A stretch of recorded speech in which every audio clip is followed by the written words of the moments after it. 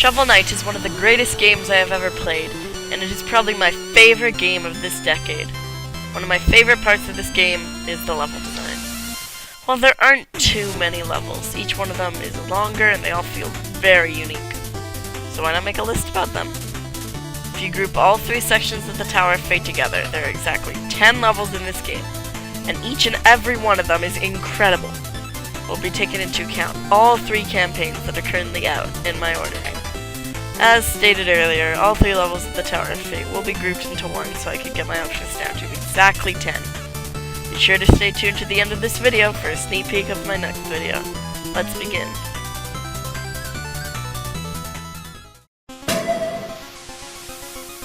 Sliding into number 10, we have the Stranded Ship.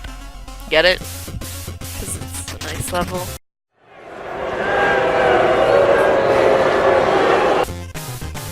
Stranded Ship is alright. Just alright. The level design is, well, alright.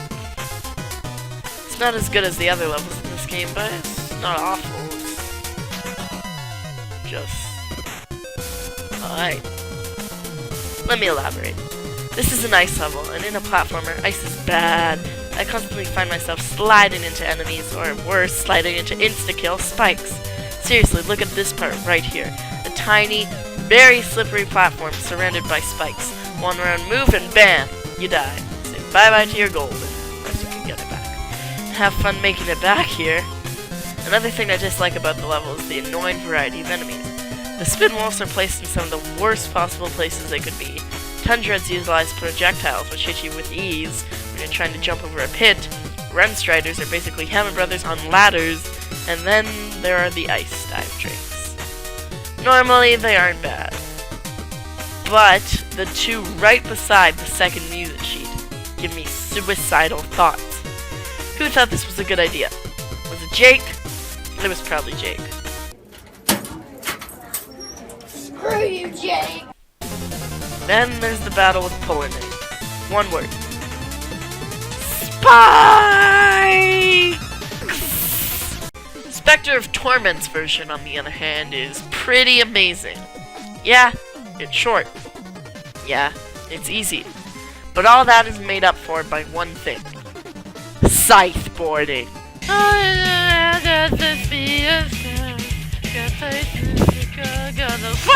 my rainbow. Just stick around, have to keep winning up. It's one night ahead, only one way to find out.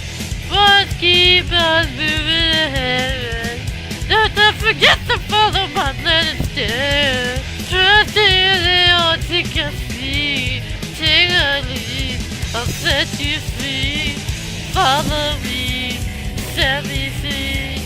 Trust me and we will escape from the...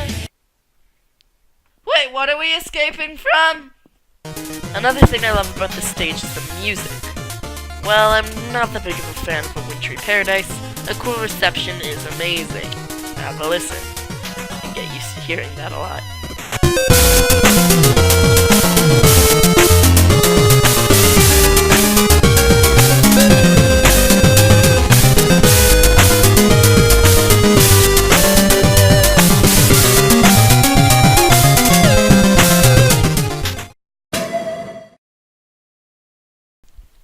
It should be noted that from this point on, I love every stage this game has to offer. It's truly this good! That being said, the Iron Whale. This is how you do a water level right. Despite the name, most of the stage actually takes place in the waters around the Iron Whale. The level design is pretty good, albeit a little bit shy of most of the other levels in my opinion. The Iron Whale is home to 5 different types of fauna. The Gobcanos are meh, and the Mantars and Gogol Mages are kind of annoying, but the Graps create some interesting platforming challenges, and the Hermitacks are a ton of fun to throw around. Speaking of platforming challenges, while underwater you jump twice as high and are very floaty. This allows for some interesting platforming challenging while underwater. One of my favorite part of the level, at least if you're not playing as Plague Knight, is when the giant fish called Tithalon chases you. Tithalon first disguises as a Chester chest. I was insanely surprised when I opened it, only to have a giant monster come out of nowhere and chase me down. The Treasure Knight battle is a lot of fun too, although it is pretty easy due to his large hitbox. The Shovel Knight and Plague Knight version of this stage is alright, but what really makes this level great is the Spectre of Torment incarnation. Despite being a water level, Yacht Club is able to make this level incredibly fast, or at least it feels that way. The music contributes to this feeling. Have a listen.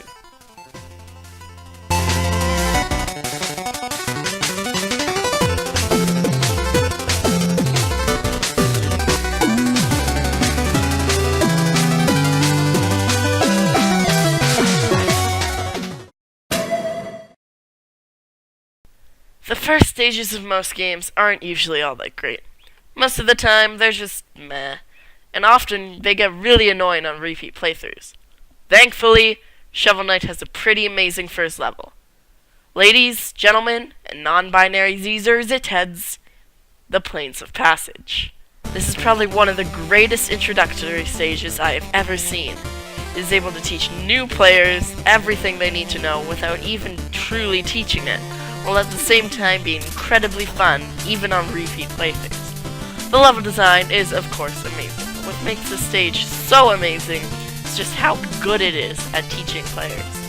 Snowman Gaming made a very good video on how good the Plains of Passage are at teaching you, so instead of repeating what he just said, I'm just going to link the video. The Black Knight battle at the end is also really great at teaching the player how boss fights work. Black Knight isn't exactly strong, and he has half the regular boss health, so he's perfect for noob. Spectre of Torment's version of this stage is definitely my favorite. The version in Shovel of Hope and Plague of Shadows gives you the feeling that you are about to go on an epic journey with lots of energy. The Spectre of Torment version of the stage is dark and foreboding, letting you know that Spectre of Torment will be a much darker tale. Overall, the Plains, in my opinion, is the greatest first level in a game ever.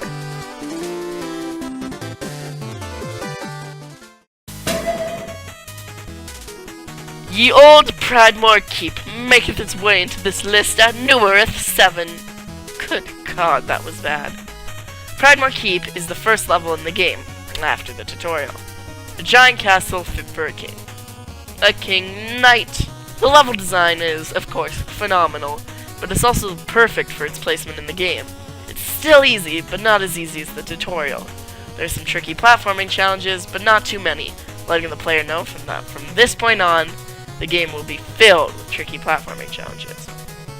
The music also hypes up an epic adventure. Have a listen.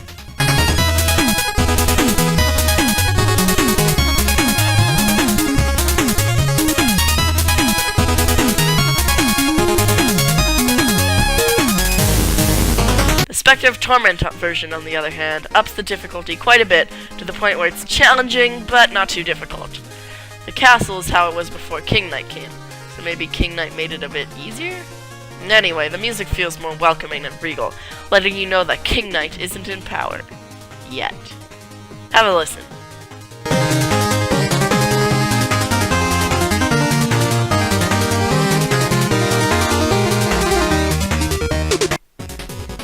In all three campaigns, the King Knight battle is great. Yeah, it isn't hard whatsoever, but it is a lot of fun, letting you know how good the bosses in this game will be. And the music gives you this epic feeling of, let's do this. This is likely to be your first battle with a member of the Order of the Quarter. Have a listen.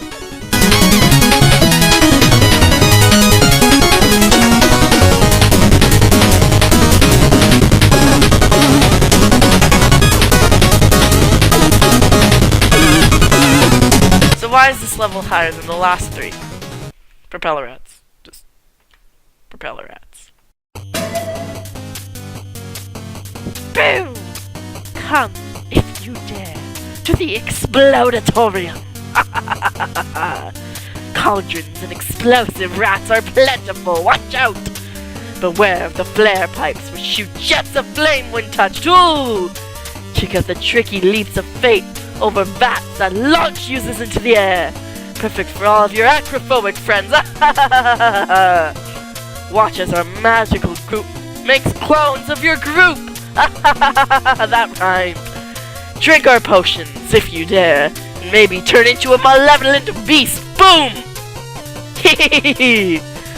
Watch out for insta-death spikes. I don't think I need to explain why they are dangerous.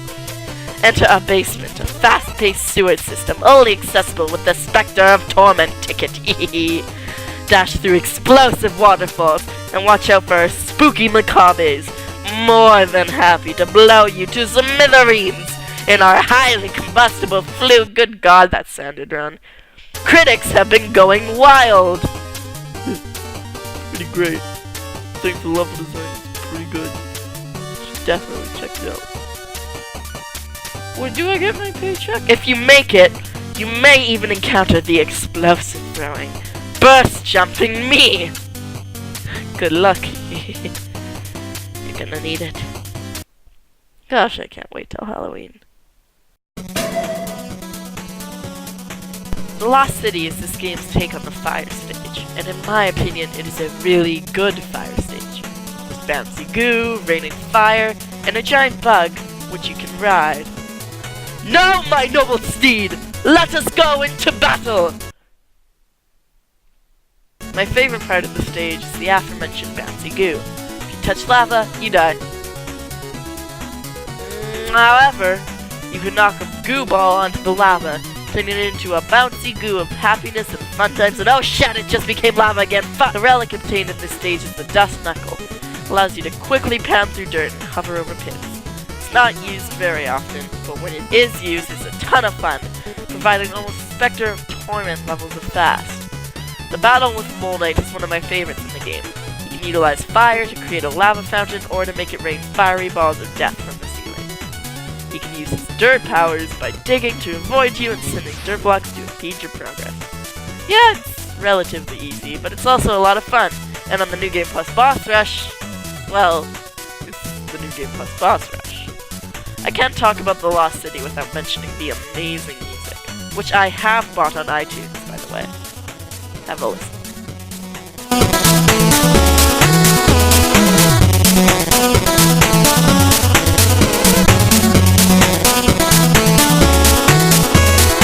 The Spectre of Torment version of this level is also a lot of fun. This time, you start outside of the Lost City, making your way inside by dashing through lanterns placed everywhere in the level.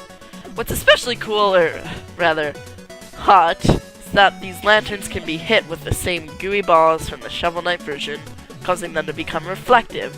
Dash into them, and you'll bounce off in the same direction you came from.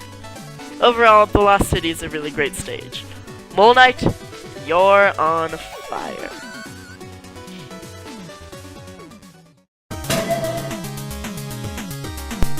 The Lid Shard is a good level.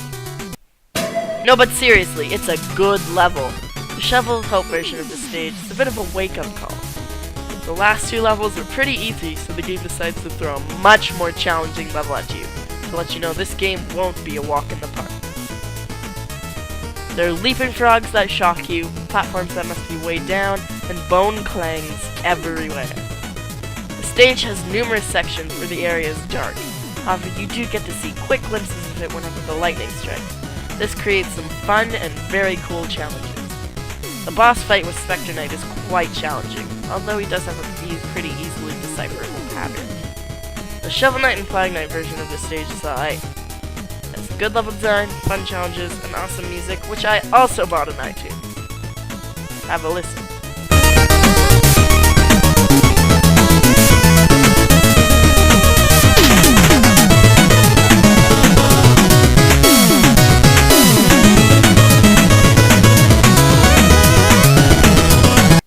What really puts it high on the list is the Spectre of Torment version.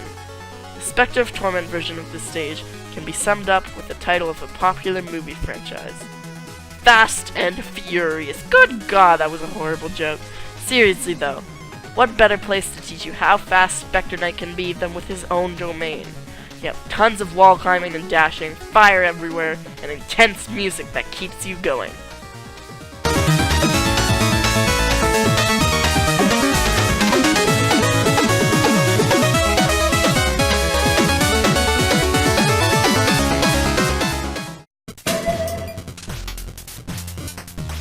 Clockwerk Towers is proof that sometimes simple is best.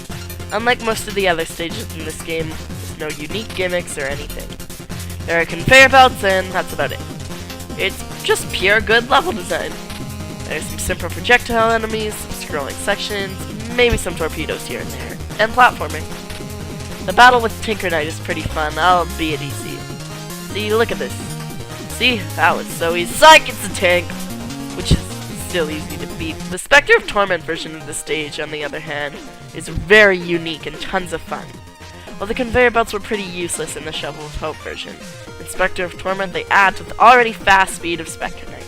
In fact, the entire level feels like it was created with speed in mind. Because of this, it's especially fun on New Game Plus, where you have to rush through the stages to live. They even managed to make Tinker Knight somewhat challenging, as this tank now chases you through a scrolling area. Everything about this stage is amazing, and just listen to that music! Tools of War, which is the song that plays here, is probably my favorite song in the game.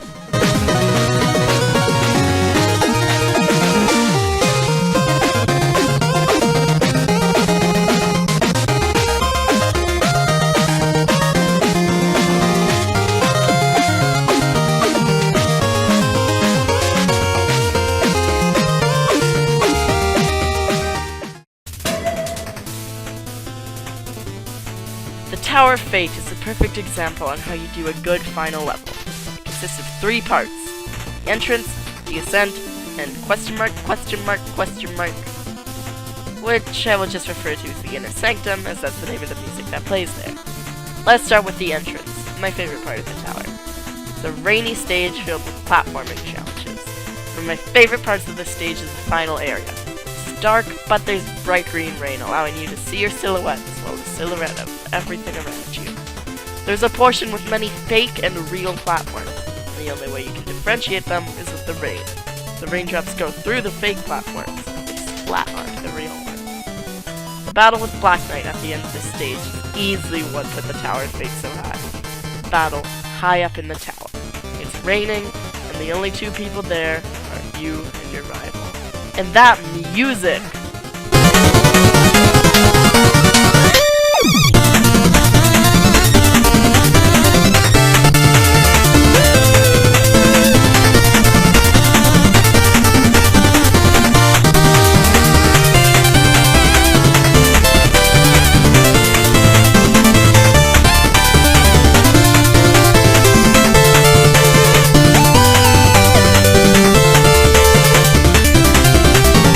The second part of the tower is the ascent. A short, challenging level with obstacles from almost every previous stage. The level itself is high, then a boss rush every night of the Order of No Quarter. It's a ton of fun unless you're on New Game Plus, in which case it is ball-bustingly hard. I still haven't beaten it. Lastly, we have the Inner Sanctum. A short stage, the battle against the Enchantress, and the game's final boss. I don't want to go into too much detail for each of the final bosses, as if I did, we would be here forever, so I'll just leave you with this. Shovel of Hopes was epic, Flag of Shadows was alright, Spectre of Torments made me tear up. The Spectre of Torment version of this stage can be summed up with one word: epic! This is the place that you once called home, but after finding out some things, you realize you must raid it and defeat the Enchantress. The level design is absolutely phenomenal, probably the best in Spectre of Torment, and the goddamn music is just so good.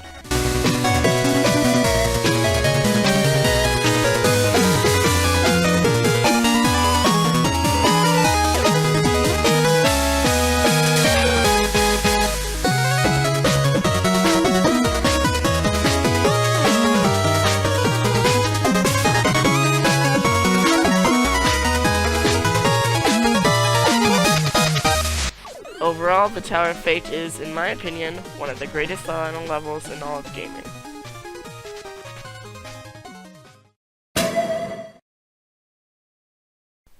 Of all the Shovel Knight levels, my favorite is the one everyone hates. It has challenges, cool gimmicks, a fun boss, and amazing music. Ladies and gentlemen, the Flying Machine. This level is amazing! I don't get why everyone hates it. Yeah, it's hard, but it's the good kind of hard. It's tough challenges, incredibly well-designed platforming, my favorite in the game. Couldn't tell by the place at number 1. And wind. Lots and lots of wind. Most of the level is really, really great, but what really seals the deal for me is the ending. You must utilize the wind to get through a very tricky but also very, very fun portion of the level. I don't know why I love it so much, but I do. The relic introduced in this level is the Propeller Dagger, which is my personal favorite relic. Mid-air dash! Woo! The battle with Propeller Knight is also a lot of fun, albeit a bit frustrating. I'm constantly jumping around and flying. The music for the stage is also incredible. Have a listen.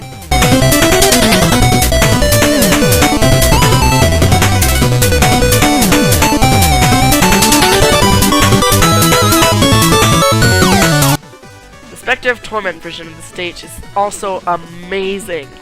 Take everything I said about the Shovel Knight version, but apply Spectre's excellent speed and level design, and you get the Spectre of Torment version of the stage. Also, the music!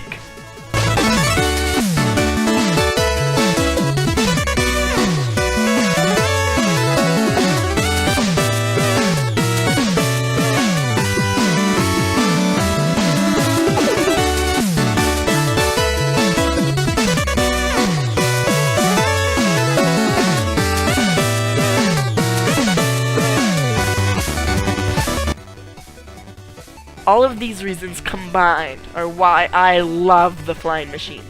Yeah, maybe I didn't list as many reasons as the Tower of Fate, but I don't care. This level has phenomenal level design, great music, fast-paced gameplay, and epic challenges, and I love it. Except for those hover meanies. Screw them. I hope you enjoyed the list. Leave your opinions in the comments below. Please like, comment, favorite, subscribe, and share this video. For Videoplex today, we have top 5 things I would like to see in Splatoon 2 updates, my top 10 least favorite levels in games, and Snowman Gaming's video on why Shovel Knight's first stage is just so good. This has been EpicSamurott, signing out. Enjoy the preview!